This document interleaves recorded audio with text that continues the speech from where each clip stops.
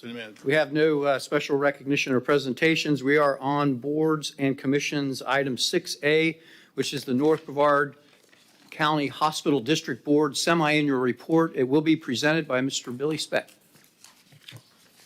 Thank you, sir.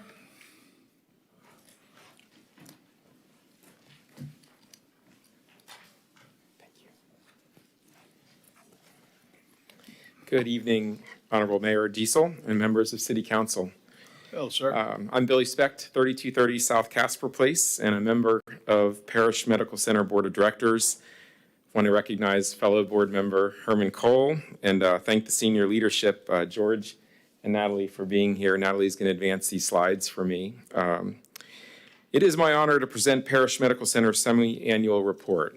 A written report has been provided that summarizes the outcomes achieved by Parrish Medical Center since our last report. My presentation this evening will highlight select announcements, awards and recognitions, community involvement, new providers added to our medical staff, and an example of Parrish Medical Center's mission in action. There's lots of incredible developments that have happened since my last report here at Parrish Hospital. But I would like to first address the elephant in the room, and that is House Bill 739. With respect to the legislative process, we are pleased that it worked out as intended. We believe House Bill 739 would have had profound negative consequences for both healthcare access and affordability in North Brevard.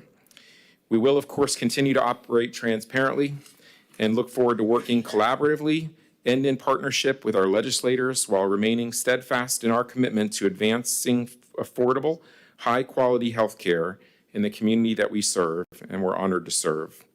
Furthermore, we are sincerely grateful for the outpouring of support we received from our fellow healthcare colleagues and the community at large. Parrish Medical Center's administration will provide the public additional information in the coming days outside of today's meeting. With that said, I'd like to share an exciting announcement that is not within the written report you received. On March 7th, 2024, Cleveland Clinic and Parrish Medical Center jointly announced that Parrish Medical Center has become the first U.S. member of Cleveland Clinic Connected. After many months of discussion and passing a rigorous review of Parrish Medical Center's operations, quality, and service excellence, Cleveland Clinic welcomed Parrish Medical Center as its first domestic member of the Cleveland Clinic Connected program. Cleveland Clinic Connected is a robust program that provides members across the world with access to Cleveland Clinic's wealth of knowledge to enhance patient care, safety, and outcomes. As Cleveland Clinic's first U.S. member hospital, Parrish Medical Center is again at the forefront of building collaborative relationships with like-minded organizations that are focused on future of patient care, reducing healthcare costs by creating operational efficiencies, and providing exceptional patient experiences. Through program membership, Parrish Healthcare's integrated care network will also benefit. More information about Parrish and Cleveland Clinic Connected Partnership is available on our website, parrishhealthcare.com. Parrish is also pleased to welcome Lisa Dickerson to its executive team as Chief Nursing Officer and Vice President of Nursing Administration. Ms. Dickerson is a results and purpose-driven nurse executive with 23 years of experience. She shares Parrish's focus on providing exceptional quality and healing patient experiences. Lisa replaces Edwin Lofton, who retired as Parrish's Chief Nursing Officer after more than 17 years of loyal service. Lisa is already becoming active in the community, and we look forward to her contributions to Parrish's continued growth and success. Extending the reach of the Parrish mission through measured and strategic growth initiatives is something with which Parrish continues to excel. Last report, I had the honor to share that Parrish added the new Da Vinci robotic surgery technology to expand its surgery programs and services. Today, I'm equally honored to report that Parrish has again expanded and enhanced its surgery services. Parrish Medical Group's orthopedic surgeon, Matthew Musto, and Parrish Medical Center are the first in Brevard to offer the VELYS robotic-assisted joint replacement. This groundbreaking procedure uses digital technology to precisely and accurately implant joints that are tailor-made for a person's own anatomy. Patients who have had joint replacement with this new technology are usually recovering in the comfort of their home the next day. It is clear that Parrish's focus on the future of healthcare is unwavering. Recently, we also introduced the MagView technology. This technology further advances mammography care in North Brevard. The combination of the MagView and the 3D mammography means greater precision to support early detection and to significantly improve patient outcomes. All of these technology advances assure that North Brevard citizens have access to the very latest surgical techniques and treatments right here close to home. Parrish's focus on continual improvement goes beyond technological advancements. It extends to continuing education and professional development. We are pleased to recognize Dr. Naik and Dr. Patel for earning national professional distinctions. Dr. Naik was named a fellow by the Infectious Disease Society of America. Dr. Patel earned 2 healthcare quality and management certifications from the American Board of Quality Assurance. Parrish also continues to recruit new providers to the community in support of growing and expanding healthcare programs and services in North Brevard. I won't read all the names, but you can see that since our report in September, Parrish has welcomed 26 new providers to its medical staff, representing a range of specialties from primary care, obstetrics, thank you, emergency medicine, critical care, surgical services, and more. The list of Parrish accomplishments continues. Parrish's Joint Commission's certified primary stroke center was recently recertified. Parrish was first certified as a primary stroke center in 2004. Every 2 years since then, the Joint Commission, which is one of the nation's leading healthcare accrediting organizations, conducts an on-site review of Parrish's stroke protocols and patient care outcomes. It's a rigorous review of hundreds of stringent quality standards. Your Parrish Care partners earned a perfect score from the Joint Commission this year. That is an incredible achievement and speaks volumes about the level of focus on providing the highest quality care for stroke patients as expressed by Nancy Brown, CEO of the American Stroke Association.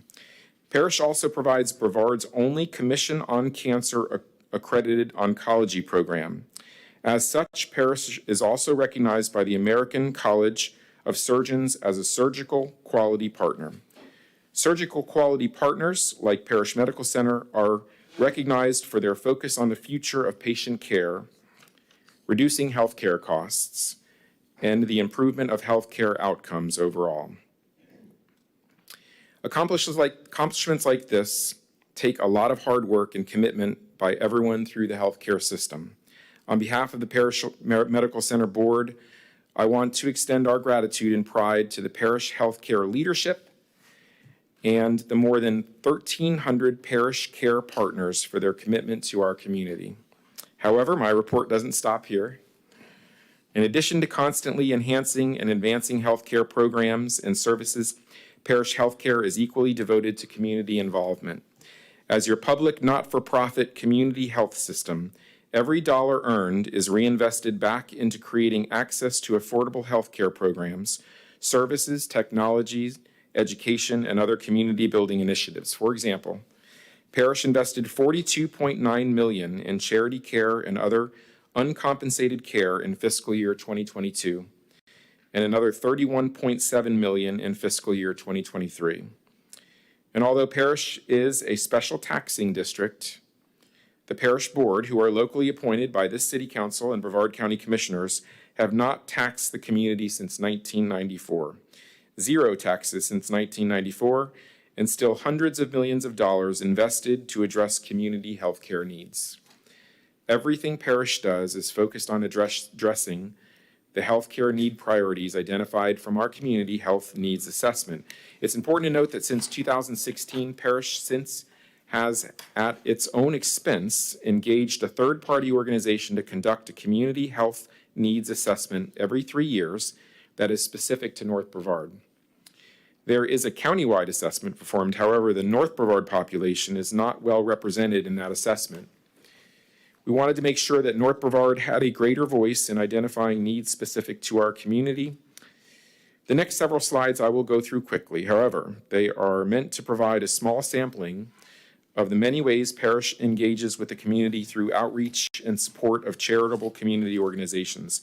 From September 2023 to February 2024, 9,350 community members attended one of the many Parrish healthcare supported outreach programs. In this 6-month period, Parrish offered nearly $57,000 worth of free programs and services. Here is a sampling of Parrish's community outreach involvement: supporting student athletes, equipping North Brevard youth athletic leagues with life-saving AEDs, technology and CPR training, supporting North Brevard public schools, track enhancements, and supporting our local YMCA youth programs, building community partnerships to address mental health and addiction, providing healthcare screenings to Brevard public schools, the city of Titusville, the great outdoors, Senior Center, to name a few, working with American Cancer Society to make strides against breast cancer, coordinating a toy drive and donating hundreds of hams and turkeys to provide holiday meals and gifts to benefit hundreds of North Brevard families in need, annual supporter of the MLK Parade, an event benefiting Boys to Men, support of area charity races like the Space Race, benefiting United Way of Brevard, supporting our Space Coast economic development initiatives, as well as our City of Titusville community events such as the annual Ride It Down event, community support of our Women's Center to provide needed domestic violence prevention resources to our community. I could go on, but there are many charitable organizations and community programs that we support. But in the interest of time, I will conclude by sharing this quote from a recent grateful patient, Martiza. She had a heart attack. In fact, her heart stopped 3 times during her medical emergency. Martiza said that my whole experience was outstanding, that the way everyone worked together was flawless. The team at PMC saved my life. For that, my husband and I will be forever grateful. I would recommend PMC to anyone. Martiza's full story, as well as many other incredible patient stories, are available on Parrish's website. Please take a look on our website. This concludes my report. I'm happy to try to answer any questions, and I got the senior staff here that can also answer questions. I don't know that I have a lot of questions. Member Cole certainly might. Well, it's not a matter of questions, it's just the fact that if you notice the last few slides with the community involvement, those kinds of things would not be possible if we were not a public institution. Good point.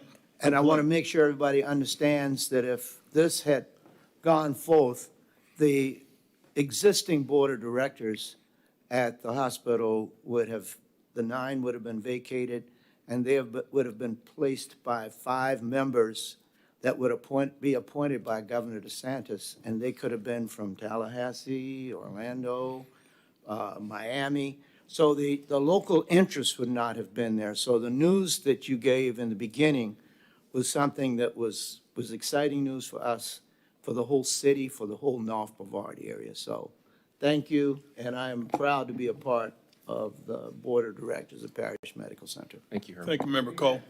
I would say that we certainly were keeping up with the legislative movement and don't want to get into a whole lot more than that. It was disappointing that we had to keep up with that movement. The visual I get is, you got that block game where you pull blocks out until it falls down. Well, you're a block that if we pull out, it's all going to fall down. There's just too much, and then you do all this with 30 years with zero tax levy, 30 plus years. 94. Yeah, incredible. Every year I talk about, and you kind of hit all that, so that's great, but every year I talk about not only is it a great wellness place to be, and if I got the numbers right, you added more than 30 healthcare professionals. It just goes on and on. But that being said, you do so much in the community, and I'm one that always talks about the little things like I don't think it's a little thing actually, but it's compared to what you do, it's probably a little thing. But the Christmas lighting of the tree, that's a fan favorite, and that's getting bigger and bigger. And then certainly Breakfast with Santa has made a comeback. And as a grandpa or as a pop, I get to go to both all the time. I was out of town this last one, and I appreciate you noticing that. So anyway, very pleased to have you guys. You're certainly part of a backbone that keeps this city moving in the direction it's moving, and I couldn't be more pleased. I moved here in 1965, and not a lot of stories, but I can tell you, my mom had major surgery the first year we were here in 1965, and on one story, looked like Riverview Elementary School. I mean, it's one story. And from that point, I actually was in the hospital, Dr. Story, the first Dr. Story. My parents always say, saved my life. Had mumps and encephalitis at age 9.